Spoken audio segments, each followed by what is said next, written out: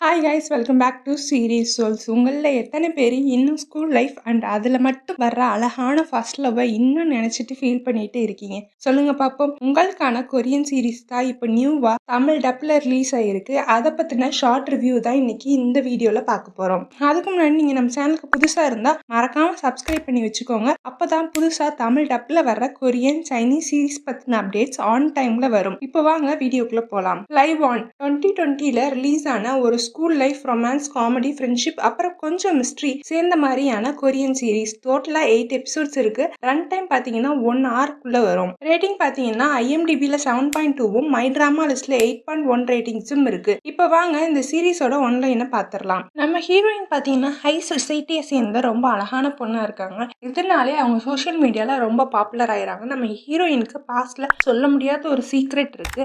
அந்த நெட்ல விட்டுருவ அப்படின்னு சொல்லிட்டு ஒரு பர்சன் பிளாக்மெயில் பண்றாங்க.